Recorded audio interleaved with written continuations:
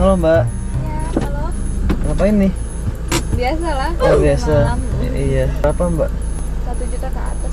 1 juta ke atas bisa 1 M dong. Enggak sih, satu Enggak. juta lima gitu. 1,5 juta ya. Itu sekali main apa nginep tuh 1,5 juta itu? Limain lah. Sekali main ya? Iya. Waduh, mahal ya? Iya lah, soalnya baru-baru juga. Oh baru-baru juga. Mas perawat nggak?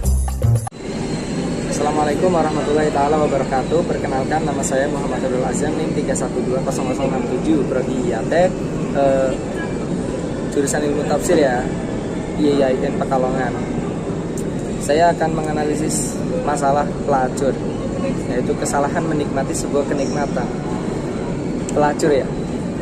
Ketika teman-teman mendengar namanya saja pasti sudah condong berpikiran negatif kan. Ya, pelacur merupakan segerombolan orang yang menjual dirinya sendiri menjadi wanita malam sekaligus wanita penghibur. Di Indonesia sendiri, jumlah pelacur yang sudah terdata oleh Kementerian Sosial itu sekitar 40.000 pelacur. Dikatakan dari 2013 telah berdiri sebanyak 168 lokalisasi dari 24 provinsi dan dari 7 kabupaten atau kota. Dan parahnya, Indonesia sendiri termasuk salah satu negara dengan tingkat pelacuran yang tinggi. Yang saya analisis, sebenarnya orang-orang yang bekerja sebagai pelacur itu tidak semuanya orang jahat, tidak semuanya orang yang buruk. Ada 2 faktor dasar yang mendasari dan mendorong dirinya untuk menjadi pelacur.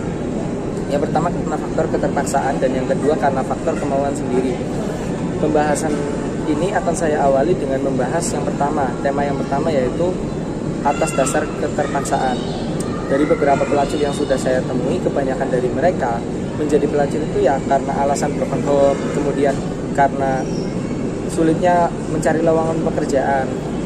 Kan sekarang kan kayak di PT-PT itu kan harus lulusan SMA, harus punya ijazah SMA baru bisa diterima. Sedangkan rata-rata dari mereka itu hanya mempunyai ijazah ya SMP, apalagi bahkan ada juga yang SD gitu. Sehingga sulit bagi mereka untuk mendapatkan pekerjaan. Maka mereka akhirnya karena sudah kepepet nih dengan kehidupannya, dengan kebutuhannya, bahkan ada yang sampai terlilit hutang yang begitu besar, akhirnya diambillah pekerjaan pelacur ini. Karena untuk menjadi pelacur itu tidak butuh modal yang banyak, hanya modal menarik saja dan seksi saja sudah bisa dapat pelanggan, dan gajinya ya cukup besar lah, tergantung sama kelasnya. Ada sebuah cerita di mana ini menurut saya sangat berhubungan dengan tema analisis sosial ini. Mungkin dari cerita ini kita juga dapat menyimpulkan bahwa meskipun pekerjaan dia termasuk pekerjaan yang tercela, yang gak baik dipandang, tapi sebenarnya mereka itu hatinya menangis. Mereka hatinya menangis karena mereka kemudian merasa menjauh dari Allah. Mereka malu bersosialisasi dengan tetangganya atas perbuatannya, atas pekerjaannya, yang pastinya di pandangan tetangga-tetangga itu udah jelek lah, namanya udah jelek lah, udah condong ke sisi negatif. Tapi mereka terpaksa melakukannya, mereka tetap menjalankan pekerjaannya karena ya terpaksa, kebutuhan. Jadi ceritanya gini, waktu itu aku berdua kan sama temanku, kebetulan lagi sowan ke rumah salah satu guru. Ya bisa dibilang, ya biasalah ngobrol-ngobrol doang gitu, ngobrol bersantai. Terus guruku tuh bilang gini,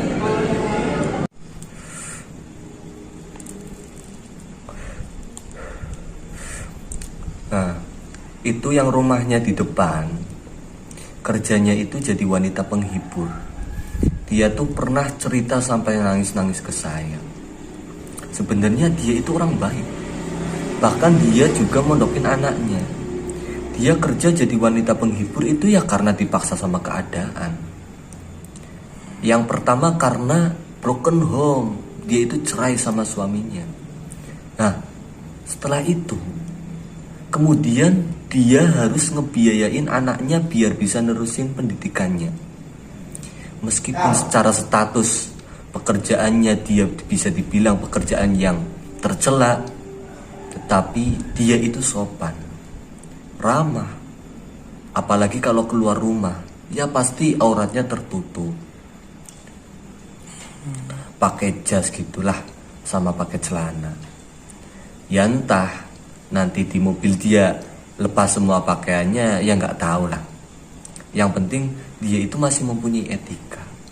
Dan menurutku dia sudah sangat menghargai aturan di sini. Bahkan dia juga ikut nyumbang buat pembangunan masjid yang ada di sini, di kompleks ini. Ya kurang lebihnya tetangga dari tetangga saya itu ya seperti itu. Nah, lanjut pada faktor dasar yang kedua, yaitu karena unsur kemauan dari diri sendiri. Jadi ini menurut aku sangat fantastis ya. Jawaban ini tuh kayak bukan manusiawi lah menurutku. Jadi aku punya tetangga kan, dan dia itu udah terjun ke dunia gelap itu dari tahun 2019. Aku pernah iseng-iseng nanya loh sama orangnya langsung, sebut saja namanya Resti ya. Jadi gini, Res, kok kamu sekarang jadi kayak gini sih? Dulu kan kamu yang masih mainan sama aku kan, sholat bareng gitu kan. Kok sekarang ya kamu terjun ke dunia gelap, kamu jadi pemandu lagu yang pertama, kemudian kamu jadi apa namanya sekarang, wanita malam ya. Yaitu coba deh ceritain awalnya itu gimana sih? Jadi gini ceritanya, aku itu pertama punya sahabat. Dulu pas masih SMP kita itu kemana-mana pasti berdua, bareng-bareng terus lah pokoknya. Nah setelah aku lulus SMP, sahabatku itu kerja di pemandu lagu di diskotik gitu. Sedangkan udah hampir setengah tahun lulus dan belum dapat pekerjaan. Ya udah aku butuh, karena aku butuh, akhirnya aku bilang mau ngikut gitu ke dia. Singkat ceritanya, aku ikutlah jadi pemandu lagu di diskotik. Lama-kelamaan ya karena kerja tapi kayak bukan kerja, kayak cuma seneng-seneng gitu loh. Nah, akhirnya rasa enak tuh, terus nyaman. Siapa sih yang kan yang nggak pengen kerja enak? Nah selama beberapa bulan, sekitar 4 bulanan gitulah, dia itu ngajak aku buat open BO. Oh, open BO tuh. Iya. Lah terus karena aku juga nyaman, terus diiming-imingi sama gajinya besar, ya udah aku mau aja.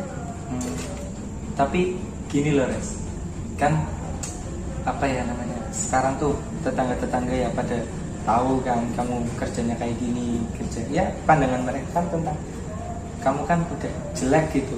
Ibaratnya kalau misalkan mereka lihat kamu mandang pekerjaan kamu, itu pasti yang dipikir mereka itu hal-hal yang negatif kan.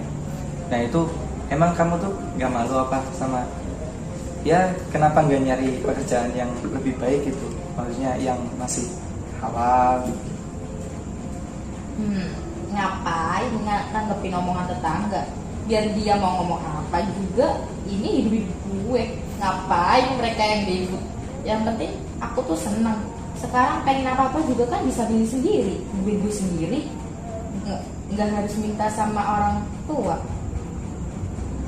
Nah, dampak dari pelacur, dari adanya pelacur, itu yang pertama, merusak jiwa si pelacur, kemudian merusak nama baik si pelacur, dan merusak moral. Moral ini udah cakupannya luas ya. Ya begitulah dampaknya kalau misalkan orang hatinya udah keras, udah terjebak sama kenikmatan dunia, sudah susah buat dinasihati. Maka disinilah letaknya kesalahan menikmati sebuah kenikmatan. Nah mari kita berdoa. Bismillahirrahmanirrahim. Rabbana la tuzigh qulubana ba'da idh hadaitana wa hab lana min ladunka rahmah innaka antal wahhab. Ya Allah, janganlah Engkau jadikan hati kami condong kepada kesesatan sesudah Engkau beri petunjuk kepada kami, dan karuniakanlah kepada kami rahmat dari sisi Engkau, karena sesungguhnya Engkaulah Maha Pemberi karunia. Amin. Jadi solusi menurut saya, solusi yang tepat ketika menghadapi seseorang pelacur yang sudah mempunyai sifat keras kepala dengan kenikmatan hidup yang mereka jalani, perlu kita pahami dan kita analisis lagi bahwasanya tidak ada kebaikan yang 100% bernilai baik dan tidak ada keburukan yang 100% bernilai buruk. Maka ketika seseorang yang telah melakukan perbuatan yang tercela, itu tidak semuanya memiliki sifat yang sekeras batu, tetapi lebih tepatnya dia memendam sifat lemah lembutnya kepada diri sendiri dan Sang Maha Kuasa. Oleh karenanya, ketika kita ingin meluruskan si pelacur dari perbuatan tercelanya, maka hadapilah dengan sikap dan perilaku yang memenuhi rasa kasih sayang tanpa adanya sifat kekerasan dalam meluruskannya. Kesimpulannya adalah ketika kita ingin melakukan sesuatu, hendaklah kita bertanya dulu pada hati. Apabila dengan melakukannya hati kita menjadi tenang, maka lakukanlah. Sedangkan bila hati kita menjadi gelisah dengan melakukannya, maka tinggalkanlah. Sejatinya Allah telah menyimpan fitrah yang suci pada hati setiap manusia. Fitrah ini akan mengatakan tidak terhadap perilaku maksiat sekecil apapun. Boleh jadi orang yang sudah terbiasa melakukan maksiat hingga ia tidak risih lagi melakukannya, namun hati kecilnya tidak akan bisa dibohongi.